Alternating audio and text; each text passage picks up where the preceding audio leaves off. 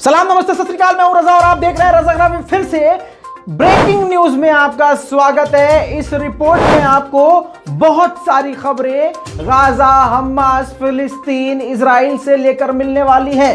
दोस्तों, थंबनेल पर एक खबर है लेकिन अंदर अनेक खबर है। मिस मत कीजिएगा, ध्यान से कान खोलकर सुनिएगा क्योंकि एक एक खबर बहुत इंपॉर्टेंट है और सबसे पहले रजाग्राफी के देखने वालों को ये दी जा रही है।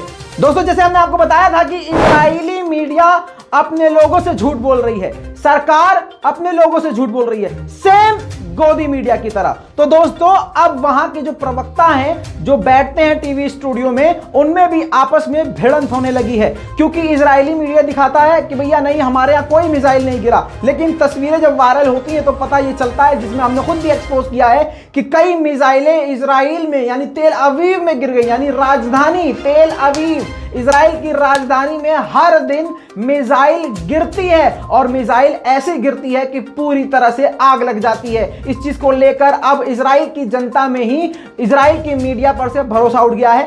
देखिए ये तस्वीर। אז רגע, רינה, תסיימי את הדברים שלך. גיא פלג. אז אני אומר, רגע, לא.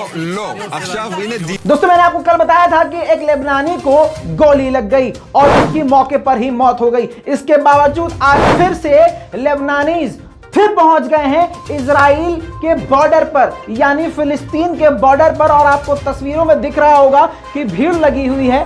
ये सारे फिलिस्तीन के सपोर्टर्स बॉर्डर पर पहुंच गए हैं और बॉर्डर की दीवार पर चढ़ने की कोशिश कर रहे हैं। दोस्तों, जैसे आपको पता है कि मीडिया टावर को उड़ा दिया गया है, जिसमें अल जजीरा के ऑफिस को भी पूरी तरह से बर्बाद कर दिया गया है। किसकी तरफ से?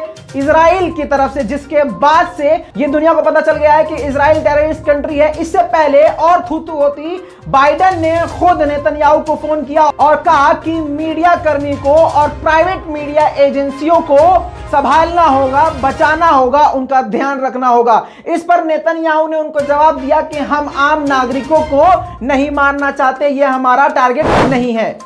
इसी के बाद दोस्तों एक तस्वीर सामने आ गई जिसमें आप देखेंगे कि प्रोटेस्ट जो हो रहा है स्विट्जरलैंड में भी। जी हां, प्रोटेस्ट अब स्विट्जरलैंड में भी शुरू हो गया है। स्विट्जरलैंड के लोग सड़कों पर उतर आए हैं और गाजा और फिलिस्तीन को सपोर्ट करते हुए इजराइल का बाइकॉट करने की मांग कर रहे हैं। इतना ही नहीं दोस्तों, अब ये जो आप सैलाब देख रहे हैं ये लंदन का है। लंदन के हाईवेज लगातार भरते जा रहे हैं, भीड़ बढ़ती जा रही है और लाखों की तादाद में फिलिस्तीन के समर्थक सड़क पर उतर गए हैं, जिसको देखते हुए नेतन्याहू की पतलून गीली हो गई है। और रिपोर्ट के अनुसार कल 11 बजे नेतन्याहू अपने सभी सीनियर अधिकारियों के साथ मीटिंग करने वाले हैं। इतना ही नहीं दोस्तों, आगे सुन लीजिए, बिल्कुल नया अपडेट। कतर और दोहा में भी प्रोटेस्ट शुरू हो गया है इजराइल के खिलाफ। जी हां दोस्तों, जहां पर यह रोकने की कोशिश की जा रही थी कि भैया प्रदर्शन ना किए जाए, प्रदर्शन को दबाया जाए, रुकवाया जाए, वहीं पर कतर और दोहा जैसे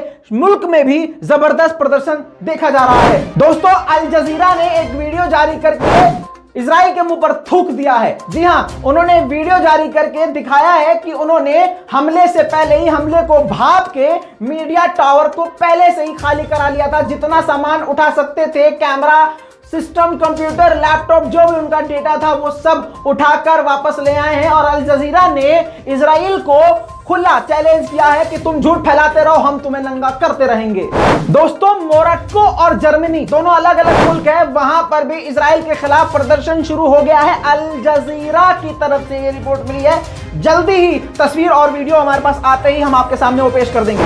दोस्तों, अब वो खबर जिस खबर के लिए आप बेचैन थे और शायद इसी खबर के लिए आपने इस वीडियो पर क्लिक किया था, सुन लीजिए वो खबर क्या है। आखिरकार ईरान के ब्रिगेडियर जनरल कमांडर इस्माइल कनी, commander of the Quds force, यानी ईरान के कमांडर हैं, यानी ईरान के मिलिट्री के कमांडर हैं, उनकी तरफ से हमास के हेड इस्माइल हानिया को अभी कॉल आई है और जिसमें उन्होंने यानी ईरान के कमांडर ने पूरा समर्थन हमास को दिया है और कहा है कि आप बेहतरीन काम कर रहे हैं और तारीफ करते हुए कहा है जिस प्रकार से आप अपने लोगों की रक्षा कर रहे हैं और इतने बड़े शैतान से ताकत कम होने के बावजूद डट के लड़ने के लिए आपको मुबारकबाद देता हूं और आपको यह भी यकीन दिलाया जाता है कि हम और हमारा मुल्क आपके साथ पूरी तरह से खड़ा हुआ है।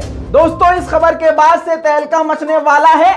कितनी अच्छी बात है, रजा गराफी पहले ही आज बता रहा है कि क्या क्या होने वाला है। कल तक ये खबर, परसों तक ये खबर आपको मिलने वाली है बड़े बड़े चैनल पर, लेकिन पहले ही आपको रजा गराफी ने बता दिया। इसीलिए कहता हूं चैनल को सब्सक्राइब कर लिए ताकि दुनिया की बड़ी बड़ी खबरें, खास करके ये फिलिस्तीन में जो हो रहा है, इजराइल में जो हो रहा है, ये सारी खबरें आपको मिले। साथ में आपको बता दूं कि गाजा के लिए और मजलूमों के लिए दुआ करना मत भूलिएगा, क्योंकि गाजा के हालात बहुत बुरे हैं। गाजा अगर घुटने के बल बैठ नहीं रहा है तो इसका मतलब ये नहीं है कि उसका नुकसान नहीं हो रहा है। एक तरफ बहुत बड़ा शैतान है जिसके पास मिलिट्री है, आर्मी है, एयरफोर्स है, सब कुछ है, लेकिन इधर ना मिलिट्री है, ना आर्मी है, ना एयरफोर्स है, कुछ भी नहीं है। इसीलिए इजराइल की मीडिया ने पहले ही लिख दिया था कि हमास की जीत तो तभी हो गई थी जब उसने पहले दिन 300 रॉकेट इजराइल पर दाग दिए थे। और दोस्तों आपको फिर से याद दिला दूं, क्योंकि आप लोग भूल जाते हैं कि इजराइल के सीनियर अधिकारी ने जनता से यह कहा है कि जरा सोच के देखो